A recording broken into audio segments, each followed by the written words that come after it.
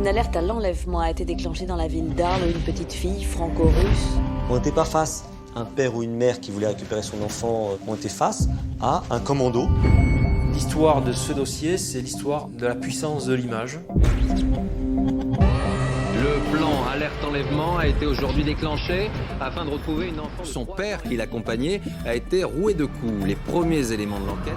J'étais absolument sûre qu'il n'y a pas l'autre choix. J'étais 100% sûre. On a quand même la vie d'un enfant en jeu, hein. Il ne s'agit pas de se voiler la face. Il faut qu'elle se présente à la police le plus vite possible. On doit s'arrêter là.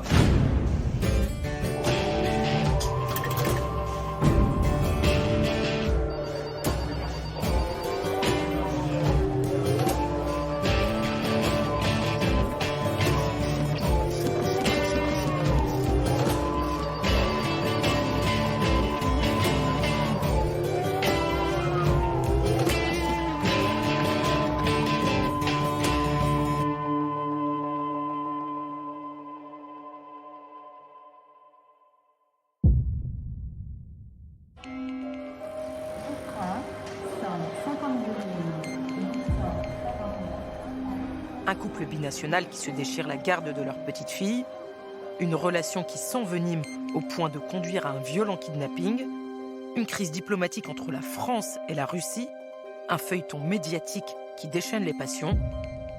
L'affaire Élise, c'est aussi la première fois que le dispositif unique et colossal Alerte Enlèvement est déclenché dans le cadre d'un kidnapping familial.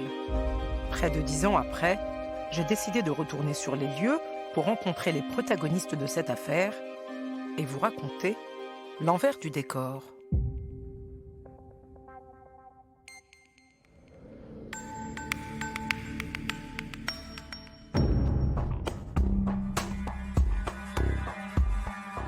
Tout commence à Arles, en Provence. Il est un peu plus de 11h30. Jean-Michel récupère sa fille Élise, 3 ans et demi de l'école, pour le déjeuner. Il rentre chez eux quand 2 hommes massifs foncent sur lui et le rouent de coups. Pendant ce temps, une femme se rue sur Élise. Elle s'empare de la fillette, l'embarque dans une voiture et prend la fuite avec les 2 agresseurs. Blessé, Jean-Michel appelle la police. Constatant qu'il s'agit de faits importants, soustraction de mineurs, se sont inquiétés pour sa sécurité, ils ont avisé le procureur, et le procureur a saisi donc le service de police judiciaire de Marseille, la brigade criminelle. Et de là, tout de suite, des effectifs sont partis sur place à Arles pour procéder aux premières constatations, aux premiers actes classiques finalement, aux premières auditions de témoins et de la victime, puisqu'il y a aussi une victime, c'est le papa. Le visage amoché, l'œil tuméfié, Jean-Michel répond aux enquêteurs. Tout de suite, il explique. Il sait qui a enlevé sa fille. Malgré sa perruque, il a reconnu la mère d'Élise, Irina. Le couple est séparé et leur relation est très compliquée. Il a reçu des coups de poing. Donc nous, devant tout ça, bien évidemment, on entend le papa, on demande quelle peut être l'origine de ce différend fort, parce que pour arriver à soustraire un enfant dans des conditions aussi violentes, il faut qu'il y ait une origine assez forte. Et lui nous a expliqué que la maman est d'origine russe, donc il y a eu une séparation difficile, la garde de l'enfant est compliquée, et il nous enjoignait d'agir rapidement parce que cette mère allait sans doute, selon lui, rentrer très rapidement avec la petite fille en Russie. Irina est russe et vit à Moscou. Elle est injoignable sur son portable. Et très vite, un élément clé vient accréditer la thèse du père. Toute la scène a été filmée par les caméras de surveillance du quartier.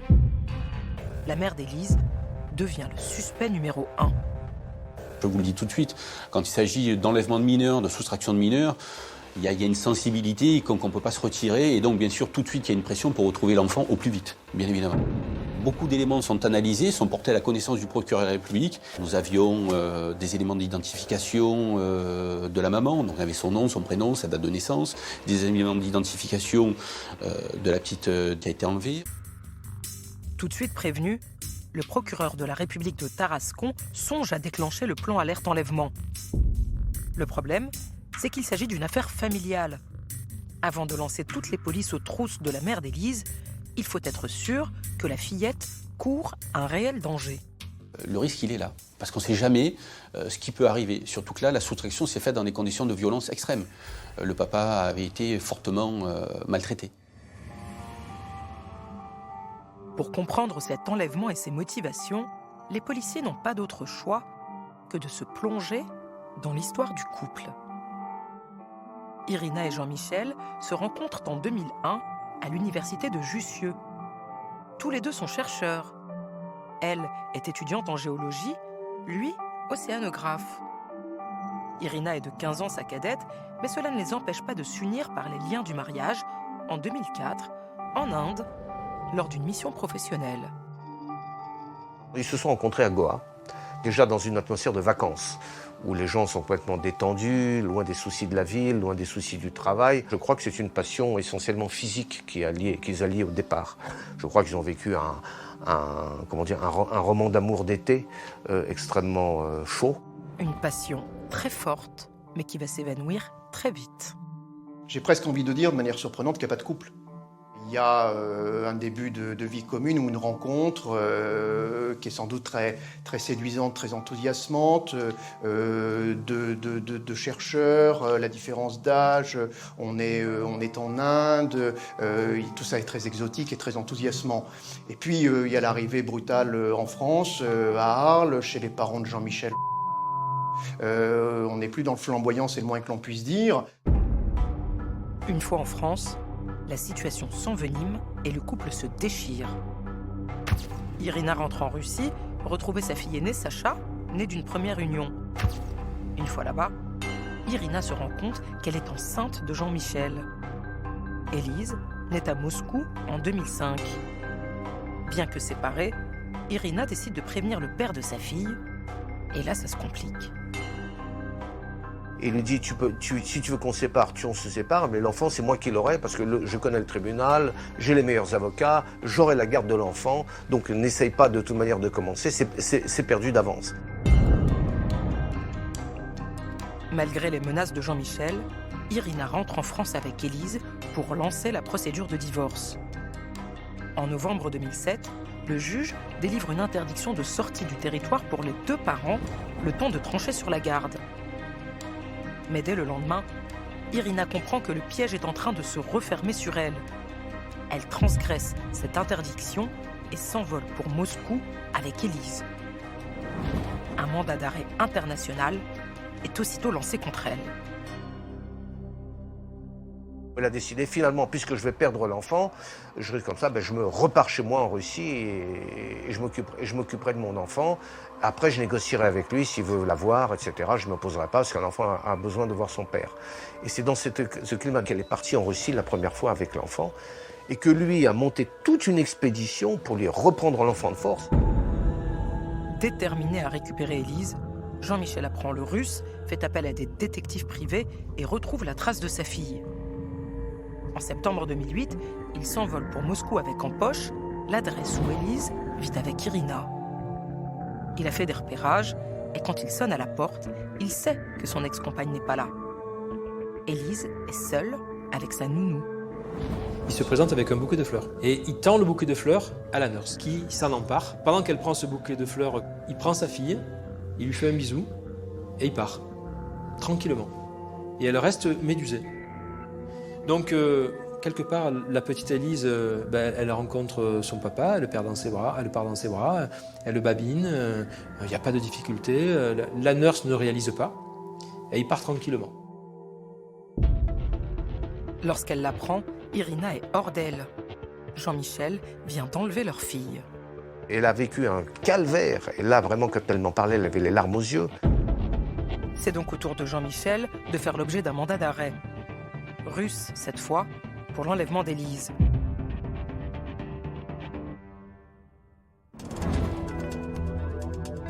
Retour à Arles. Il est midi. Voilà moins d'une demi-heure qu'Élise a été enlevée. Le procureur doit prendre une décision. Doit-il, oui ou non, déclencher l'alerte enlèvement ?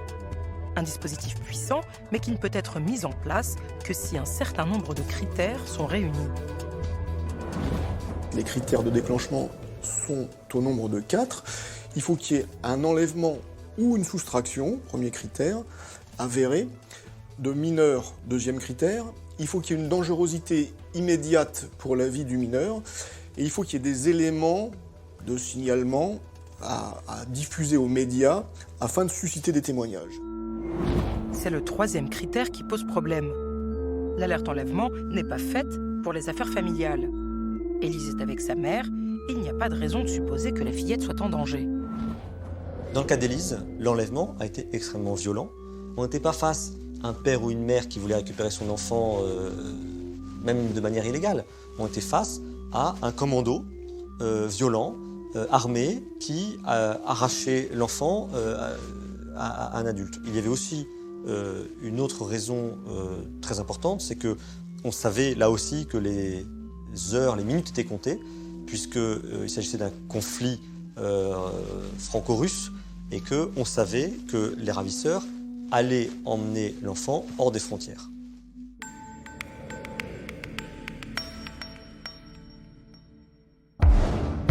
Il est presque 13h. L'alerte enlèvement est déclenchée pour la 8e fois en France. Un enfant a été enlevé. Ceci est une alerte enlèvement du ministère de la Justice. Une alerte qui, tout de suite, suscite la polémique. Nombre de voix s'élèvent pour souligner la disproportion d'un tel dispositif dans le cadre d'une affaire familiale. Le plan alerte enlèvement dans un conflit familial, alors qu'on sait que le pronostic vital de la petite fille n'est pas engagé, n'a pas à être déclenché. Rendez-vous compte, si aujourd'hui ce plan alerte enlèvement est efficace, c'est parce que les gens qu'on interpelle par les canaux des médias savent que c'est quelque chose de crédible et qu'on ne joue pas avec pour tout et pour n'importe quoi. Quoi qu'il en soit, la machine est lancée. Une alerte à l'enlèvement. Une petite fille de 3 ans et demi a été enlevée par 2 hommes dans la rue. Son père, qui l'accompagnait, a été roué de coups. Les premiers éléments de l'enquête mettent en évidence une affaire de divorce conflictuel. Panneaux d'autoroute, réseau SNCF, l'information est partout. Et bien sûr, toutes les rédactions reprennent l'alerte en boucle. Une petite fille de 3 ans et demi a été enlevée par 2 hommes dans la rue. Son père, qui l'accompagnait, a été roué de coups. Côté police, les forces s'organisent. Des enquêteurs sont réquisitionnés en urgence. À Nanterre, en région parisienne où bat le cœur de la cellule alerte enlèvement, les policiers sont prêts. Le centre d'appel est activé.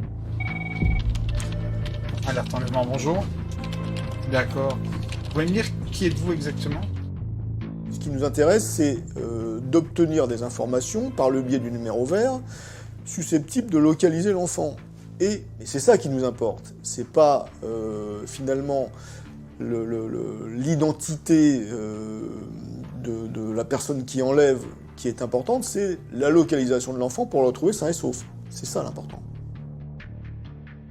La cellule de Nanterre reçoit et trie un à un les appels avant de les transmettre aux policiers de Marseille qui mènent les vérifications sur le terrain.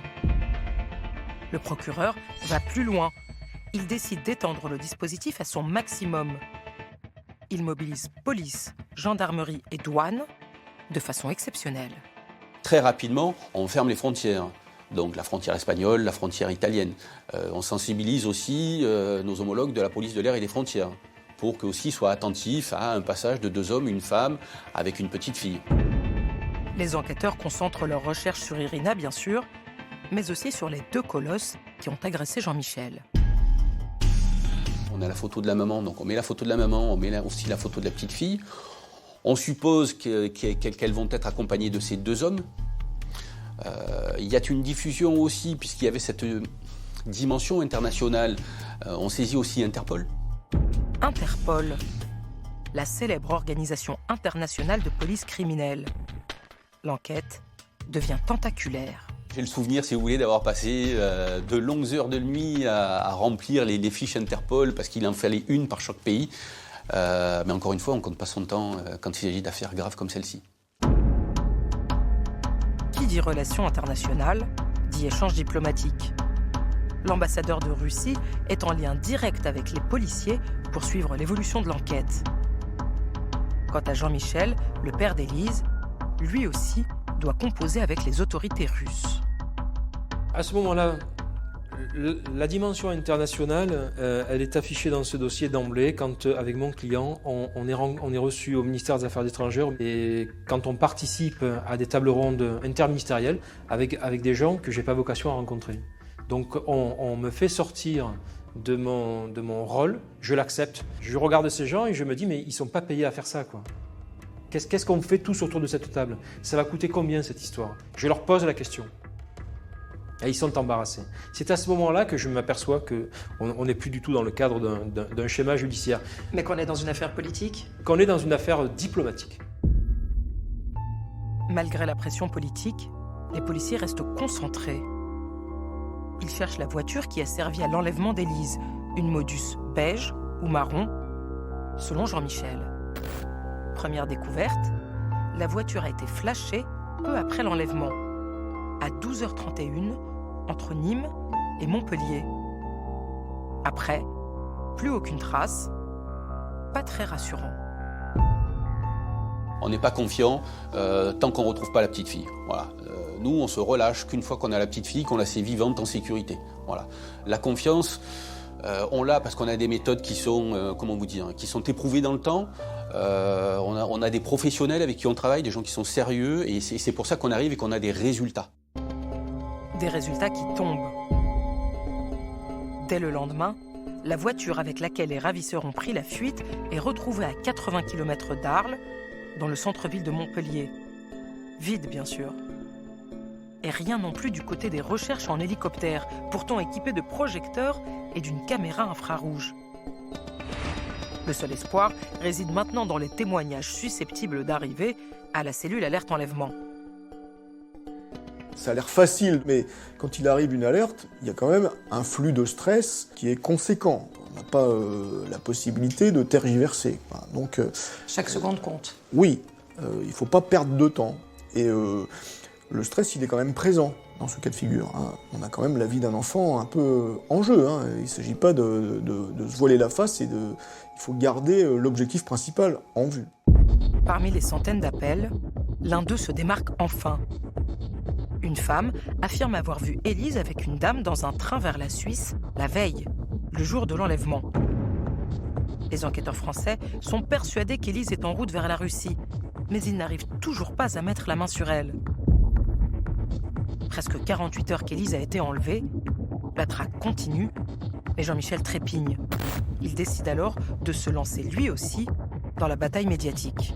Il faut qu'elle se présente à la police le plus vite possible, que moi je ne suis pas mu par aucun esprit de revanche, on doit s'arrêter là. On a là, à ce moment-là, tous les ingrédients de la bonne histoire. C'est-à-dire qu'on a une pauvre gamine qui est enlevée, mais on a aussi un certain nombre d'ingrédients qui ne sont pas arrivés jusque-là. C'est-à-dire qu'on a des faits de violence. On a une mère qui intervient, qui apparemment est égrimée, et puis on a surtout deux exécutants qui vont jouer les colosses de l'ombre, qui vont enlever cette gamine des mains du père, qui va se retrouver tuméfié, et puis monsieur... qui est quand même une personnalité, un scientifique, qui a la parole facile, qui a un certain don pour la mise en scène, pour se raconter. Alors, on en discute, mais c'est un homme qui sait ce qu'il veut. Il y a déjà une résonance qui est donnée internationale à ce dossier par la volonté des chefs d'État de la France et de la Russie. Que du coup son discours est audible. Et c'est là où il est astucieux et où on construit ensemble une stratégie de communication, c'est qu'on va utiliser cette caisse de résonance et qui va aller au-delà de toute espérance. Le père d'Élise est partout dans les médias. Et très vite en Russie, on crie au scandale. Car le peuple s'est rangé du côté d'Irina, la mère d'Élise, qu'il perçoit comme une héroïne. Elle est vue comme une victime. Et je crois que l'opinion russe est mobilisée de manière extraordinaire pour elle, en criant à la russophobie. Et dans l'opinion russe, il y avait un véritable sentiment de persécution anti-russe. Il y a toujours ce culte de la mafia russe. Les femmes russes seraient des prostituées et les hommes d'affaires russes seraient des mafieux. Ça sont des schémas d'une grossièreté qui n'ont aucun rapport avec la réalité. La réalité à ce moment-là pour Irina, c'est qu'elle a agi pour le bien de sa fille. C'est en tout cas ce que me raconte cette mère qui a kidnappé sa fille lorsque je la rencontre. Vous pouvez me demander comment j'ai passé vers la limite? C'est ça ce que vous voulez me demander. Je suis capable. Pour mes enfants, je suis capable de faire beaucoup de choses.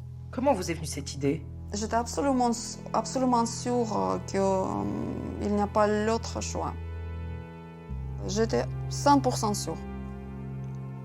Et en plus, je pensais que dans tout cas, elle est en danger. Que c'est pas la personne que Jean-Michel n'est pas une personne qui peut, comment on dit en français, qui peut se contrôler. À l'époque, Irina doute de la capacité de Jean-Michel d'être un bon père. Jean-Michel est vu comment, côté russe? Il est un ravisseur. Il est un ravisseur, tout le monde... Pour les Russes. Pour les Russes, il est un ravisseur, et moi, je suis l'avocat du salaud, je suis l'avocat du monstre. Irina face à Jean-Michel, la Russie face à la France, le combat médiatique ne fait que commencer. Pendant ce temps-là, l'enquête continue, mais fait du surplace. Et le temps passe. 4 jours après l'enlèvement d'Élise, le parquet d'Aix-en-Provence ouvre une information judiciaire contre la mère d'Élise et contre X. Une décision qui met le feu aux poudres.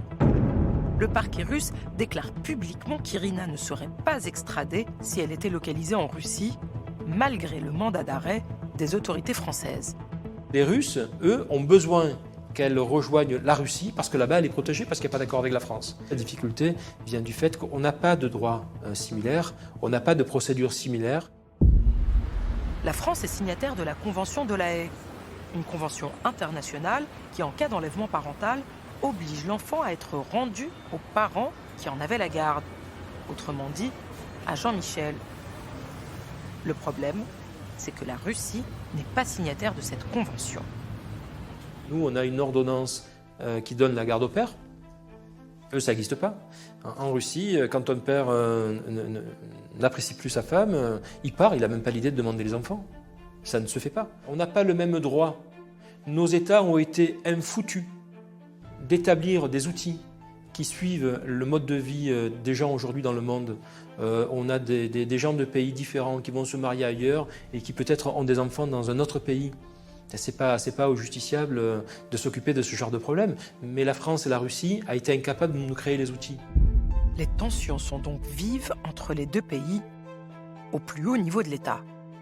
Poutine fait cette promesse aux Russes que dans le monde, aucun Russe, où qu'il soit et quoi qu'il ait fait, ne serait abandonné et que la grande fédération de Russie se débrouillerait par tous les moyens pour amener ses ressortissants. Une pression supplémentaire pour les enquêteurs. Il faut impérativement retrouver Élise et sa mère avant qu'elle n'arrive en Russie.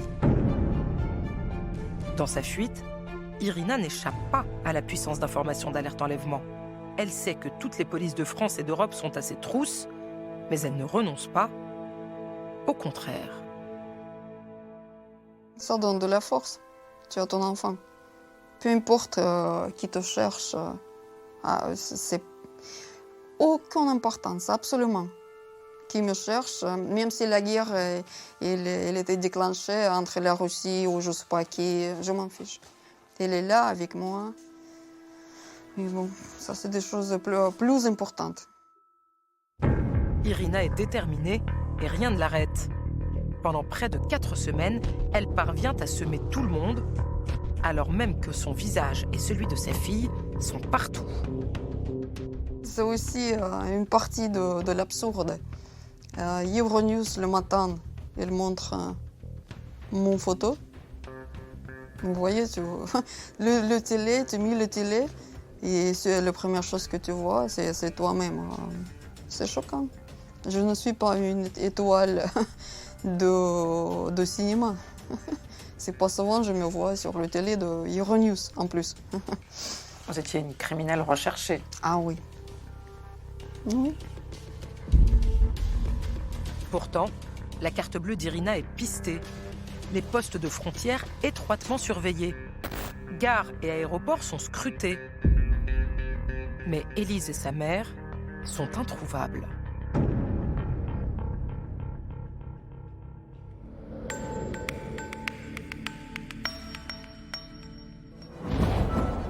ce 12 avril 2009. L'alerte enlèvement a permis un tel battage médiatique qu'un mois plus tard, à un petit poste de frontière entre la Hongrie et l'Ukraine, un douanier repère une femme aux cheveux courts et sa petite fille. C'est Irina et Élise. Fin de la cavale, direction la prison. C'est la mémoire plus dure pour moi. Le cri d'Élise dans la prison, il la retire.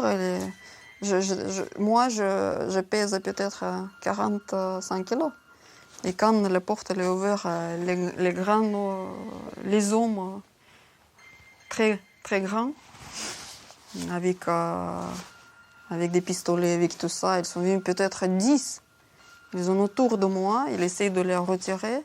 Ils me tiennent comme ça, « Maman, je suis avec toi ». Ils les retirent, ils crient. Le policier m'explique que c'est dans votre intérêt que des choses se passent très calmes. J'essaie d'expliquer à Lisa, n'aie pas peur, ne sois pas peur, que tout va bien, c'est ton papa qui t'attend et moi je serai là. Et tu vas me voir. Tu vas me voir, je te promets que tu vas me voir. Non, elle tient.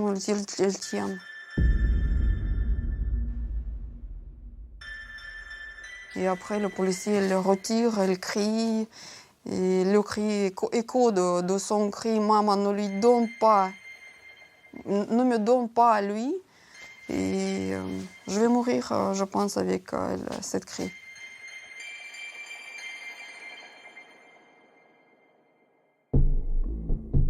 Sitôt Élise et sa mère entre les mains des policiers d'Interpol, ils préviennent leurs homologues français. Ils nous appellent, ils nous contactent et nous disent voilà, Madame Irina a été interpellée tel jour à telle heure dans telles conditions. La petite Élise est saine et sauve avec elle en bonne santé. Elle sera remise au papa puisque le papa a été aussi contacté, qui allait faire le voyage pour la récupérer. Et nous tout de suite là, voilà, on descend en pression. C'est un soulagement. Oui, c'est un soulagement. Jean-Michel quitte immédiatement la France pour retrouver sa fille. En attendant son arrivée, Élise est placée dans un foyer où un professeur de français est appelé pour rester près d'elle. Irina, elle, est placée en garde à vue. L'onde de choc de l'enlèvement n'est pas terminée, qu'on est dans l'onde de choc de l'arrestation. Après presque un mois d'angoisse, Jean-Michel André retrouve sa fille en Hongrie. Élise a changé d'apparence. Elle a les cheveux très courts, coupés par sa mère, mais elle est en bonne santé. Elle lui fond dans les bras. Quand Élise voit son père, c'est une petite fille qui a tissé des liens avec un père aimant. C'est une petite fille qui retrouve son papa. Cet homme qui a fait tant d'efforts, qui a déployé tant d'énergie, avec tant d'amour et de passion, pour retrouver son petit bout de chou. Quand il a dans les bras, le monde s'arrête. Et c'est là que vous voyez la force de l'amour entre ce père et cet enfant. Des images qui font le tour des médias en France, mais aussi en Russie. Élise et son papa sont donc de retour sur le sol français 3 semaines après son enlèvement à Arles. Et la guerre de l'image ne s'arrête pas là. Une autre séquence fait le tour du monde, celle de la présentation d'Irina au tribunal hongrois, où la mère d'Élise apparaît enchaînée. Les Hongrois, qui ne portent pas spécialement les Russes dans leur cœur, compte tenu des années qu'ils ont passées sous le régime soviétique, se font un plaisir de l'arrêter dans une condition difficile. On lui arrache l'enfant, on lui met les menottes, on lui met non seulement les menottes, mais on lui met également une brassière en cuir, comme si c'était un animal qui pouvait mordre, c'est-à-dire elle a les mains avec les menottes et elle est dans une camisole en cuir. Et on la défère, on l'incarcère à titre provisoire. C'est une catastrophe pour les Russes, c'est une catastrophe pour l'ambassadeur, c'est une catastrophe pour le vice-premier ministre. Elle passe sur les zones, en Russie et dans le monde entier, enchaînée. Une mère qui a voulu récupérer son enfant, qui est enchaînée comme une bête. C'est une catastrophe pour tout le monde.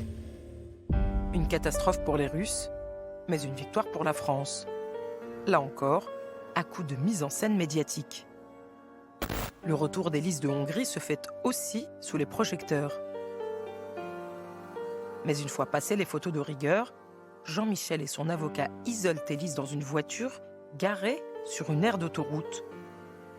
C'était sans compter la détermination et la ruse des journalistes.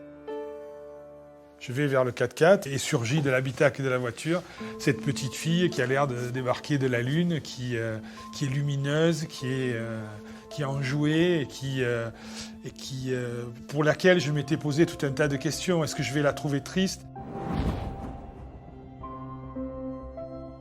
Moi, je découvre une gamine complètement éthérée, complètement joviale, et qui, pour premier geste, va, sur cette aire d'autoroute, va se jeter sur des pissenlits.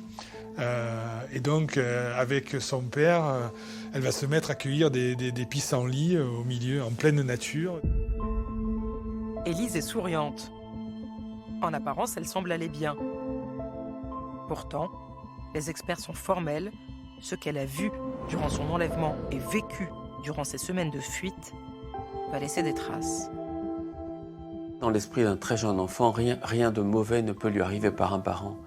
Donc même des scènes assez traumatiques peuvent être rapidement occultées, effacées par l'illusion que l'enfant est sous la protection du parent, même du parent rapteur, du parent qui a kidnappé. Le trauma est vite surmonté, au moins en apparence, par le discours de protection. Puisque dans l'esprit du parent qui enlève, bien sûr c'est une appropriation de l'enfant, mais il va justifier son acte en disant « je n'avais pas d'autre choix, il fallait que je protège mon enfant ». C'est donc un esprit de protection et pas d'agression. 1 mois et demi après son arrestation en Hongrie, Irina, la mère d'Élise, est extradée vers la France.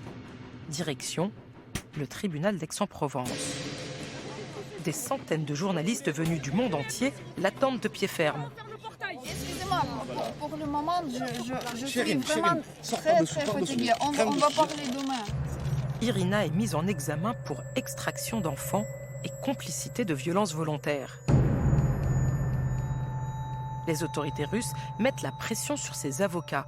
Ils doivent à tout prix éviter que la catastrophe médiatique hongroise ne se répète. Il fallait absolument que j'évite son incarcération. La Russie aurait été, je pense, aurait été un véritable mouvement populaire d'indignation. On aurait pu créer un incident diplomatique. J'avais une lourde responsabilité. L'histoire de ce dossier, c'est l'histoire de la puissance de l'image. La seule préoccupation de l'époque, c'est que surtout, Irina ne comparaisse pas entravée. C'est la préoccupation des Russes. Et c'est la terreur des Français qui ne veulent pas de cette image parce que les relations franco-russes sont problématiques. Finalement, les parties trouvent un terrain d'entente. Irina est libérée sous contrôle judiciaire en attendant d'être jugée. Elle encourt jusqu'à 3 ans de prison ferme et 45 000 € d'amende. Elle ressort libre et c'est tout le message. Quelque part, être reçue par le procureur pour le vice-premier ministre en même temps que les avocats et être reçu avant l'audience par le magistrat instructeur, le message à faire passer, c'est on va se calmer. On va se calmer. Ici, en France, la justice, elle est sereine. Elle est indépendante. Irina est libre, mais reste une tâche difficile. Déterminer qui d'elle ou de Jean-Michel aura la garde d'Élise. D'autant que l'affrontement entre les deux parents continue. À tel point qu'en juillet 2009, un médiateur est nommé pour démêler cette relation inextricable. Je l'ai perçu, moi, comme une erreur, ou en tout cas une décision très prématurée. C'était l'idée du juge aux affaires familiales d'ordonner une médiation. Pour qu'il y ait médiation, il faut qu'il y ait déjà une prédisposition de l'un et de l'autre à dialoguer. Il n'y a aucun dialogue possible. On est encore dans la violence du fait, quel que soit le regard et les justifications qui sont portées sur ce fait, mais on est encore dans la violence du fait. Chacun se pense totalement légitime dans le comportement qui a été le sien. Il y a l'angoisse de perdre le procès. Perdre le procès, c'est perdre Élise en réalité. Donc il n'y a aucun dialogue possible. Et toute la difficulté pour moi, en tant qu'avocat, sera de peu à peu, par l'intermédiaire du juge, de tenter de rétablir cette confiance et de préparer le terrain à un nouveau dialogue. Un dialogue entre le couple de parents et un autre entre le couple franco-russe. car pour les compatriotes d'Irina, il est hors de question de perdre la face. Les autorités russes restent en première ligne dans les négociations. L'avocat du père d'Élise est même invité à se rendre plusieurs fois à Moscou sur les conseils du Quai d'Orsay. On me fait sortir de mon rôle, je l'accepte, parce que j'ai accepté de défendre mon client envers et contre tous, et quel que soit le terrain de combat qui est choisi. Je renonce pas. Je me dis, il y a ce terrain de combat, on me demande d'aller dans un ministère, on y va. Après tout, l'avocat doit défendre son client en toutes circonstances. Le soutien d'Irina par son pays semble porter ses fruits. Plusieurs décisions de justice se succèdent et lui donnent de nouveaux droits. Elle va d'abord obtenir le droit de rencontrer Élise dans un lieu sécurisé et médiatisé, c'est-à-dire qu'il n'y aura pas de rencontre seule à seule entre la mère et la fille. La première rencontre entre la mère et la fille, ça se passe comme ça, c'est-à-dire que je l'ai au téléphone. J'ai la petite, elle est dans mon bureau, elle est dans mes bras. Le papa me l'a portée et je lui dis, ta fille est là. Tu es dans la rue Saint-Ferréol, tu es à 200 mètres de moi, je te vois par la fenêtre. Tu montes, tu vois ta fille, je te laisse sur le bureau. Ça fait des mois que tu ne l'as pas vue. Elle me dit, je ne peux pas, je n'ai pas le droit. Je lui dis, mais pourquoi? Elle me dit, l'ambassadeur n'est pas là et je ne peux pas voir ma fille d'abord. Et il faut que ce soit lui qui la voie avec nos journalistes. Et ils sont ailleurs. Et je lui dis, mais c'est du grand n'importe quoi. Du coup, la première visite, elle s'est faite dans ma voiture. Il y avait le consul général, il y avait la petite, il y avait Irina, il y avait moi. Et on roulait, parce qu'on était suivis, on pouvait s'arrêter nulle part. Cette première visite, elle a lieu comme ça, et elles seront toutes et systématiquement, enfin en tout cas au début de la procédure, médiatisées. Avant que le soufflet, avant que la déflagration instrumentalisée par nos États à d'autres fins ne retombe et qu'on puisse avoir enfin une situation sereine. Les mois passent et les droits de visite s'élargissent. Grâce à l'avocat d'Irina, mais pas seulement.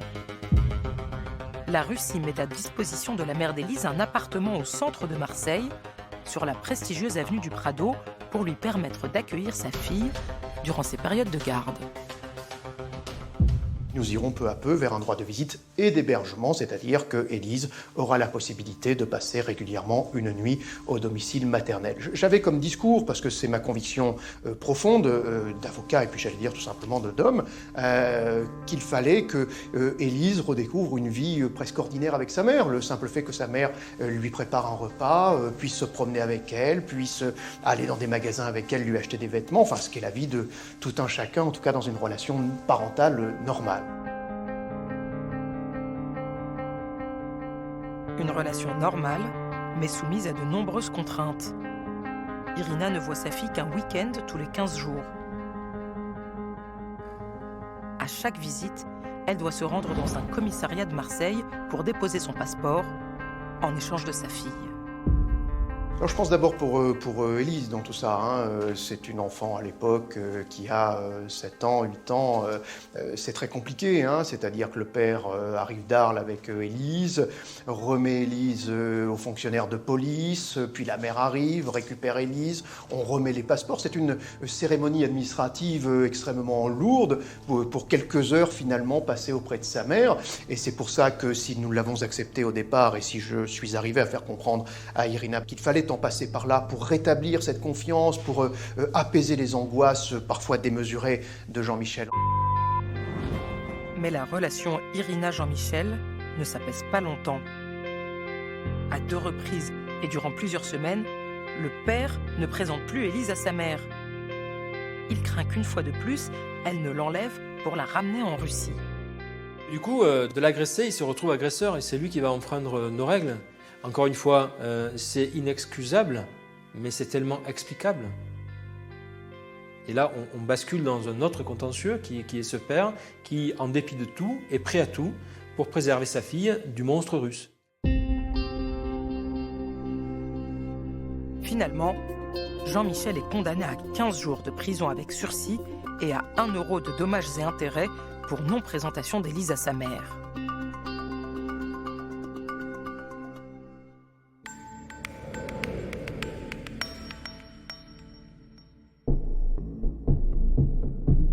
Tribunal correctionnel de Tarascon.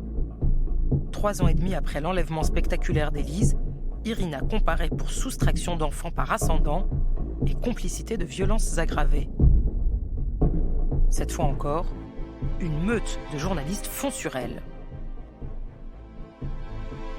À nouveau, une effervescence médiatique. Quand on arrive devant ce tribunal correctionnel de Tarascon, devant le tribunal de grande instance de Tarascon, il y a une foule de médias qui est présente. Alors, médias français bien sûr, mais également à nouveau, les médias russes sont extrêmement présents, presse écrite, audiovisuelle. Il y a un combat qui se déroule non seulement dans le prétoire, devant le juge, mais aussi devant les médias. Et il est évident que là, il y a une sorte de concours à la victimisation. La mère dit qu'on lui a arraché son enfant, le père de même. La surmédiatisation par le père veut faire passer le message que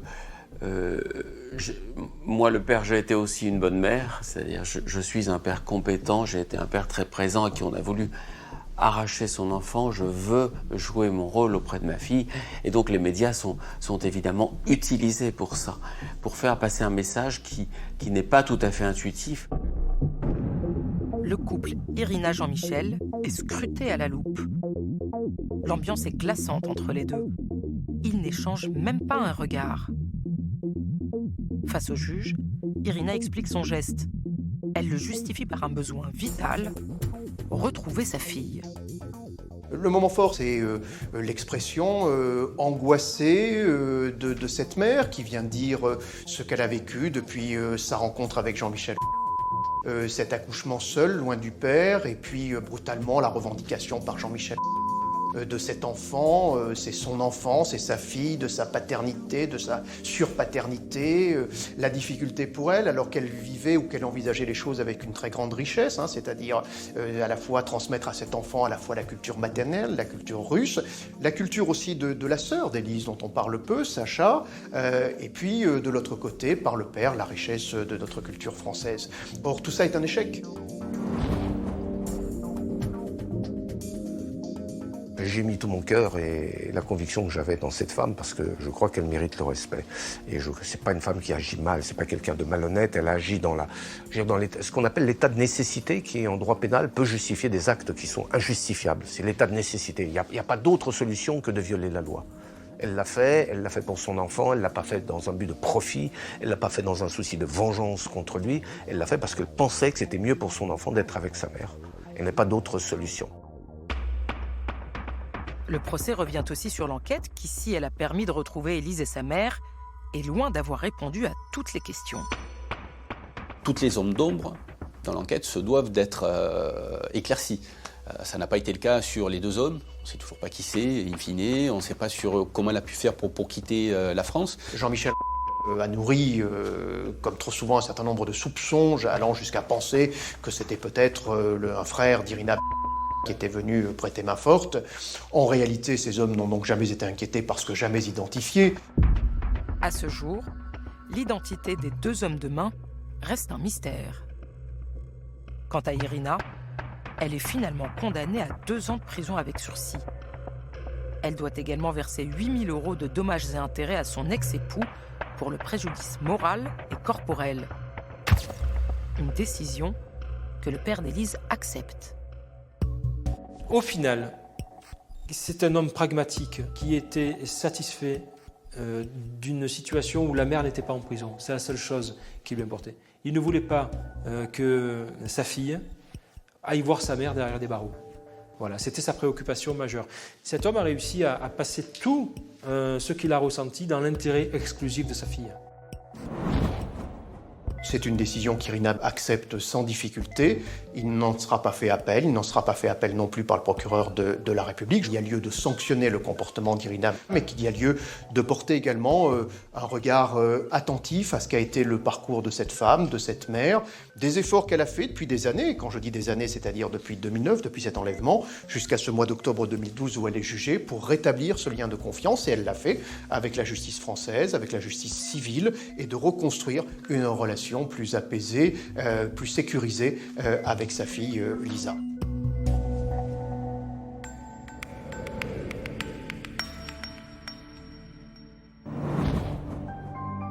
Trois mois après le procès, le divorce d'Irina et Jean-Michel est finalement prononcé. Le jugement reconnaît des torts partagés. Irina a désormais le droit d'emmener sa fille en vacances en Russie. Une joie de courte durée pour la maman d'Élise. Jean-Michel fait appel de cette décision et obtient gain de cause. Élise ne peut donc pas se rendre dans son pays natal. Jean-Michel, de toute façon, est déterminé à empêcher sa fille de repartir en Russie parce qu'il avait une formule assez extraordinaire. Il disait « Ma fille subit une russifixion ». Pour lui, c'était une contraction de crucifié et russe. Donc, il avait le sentiment qu'elle était, si elle repartait en Russie, elle le serait de toute façon, comme ils avaient commencé à le faire, russifiée. Et c'était un mot qui avait du sens pour lui. Elle était devenue un symbole en Russie. Et il savait parfaitement que si jamais elle retournait là-bas, elle resterait un symbole. Élise a 12 ans aujourd'hui. Elle vit toujours en France avec son père.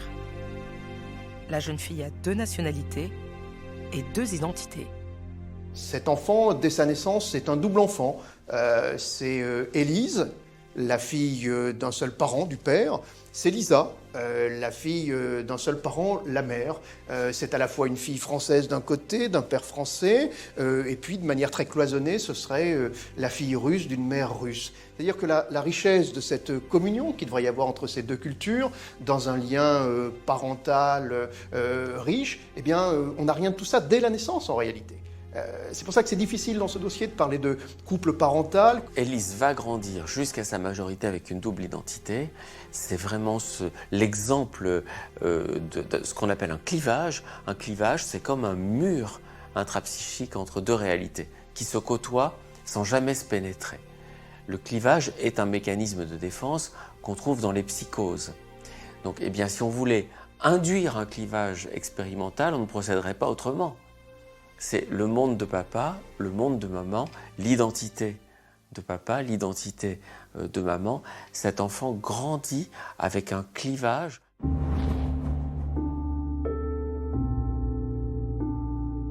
Irina continue de faire des allers-retours entre la France et la Russie pour voir sa fille.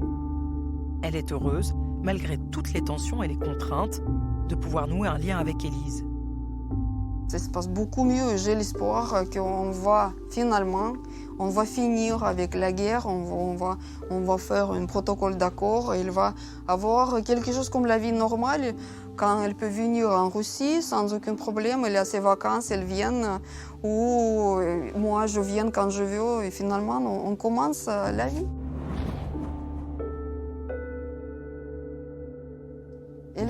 Il a besoin de ça. Il a absolument besoin de ça. Je vois qu'elle souffre aussi à cause de ça, qu'elle n'est pas libre. C'est quelqu'un qui n'est pas libre aujourd'hui. La priorité aujourd'hui, c'est de maintenir l'apaisement entre les parents d'Élise.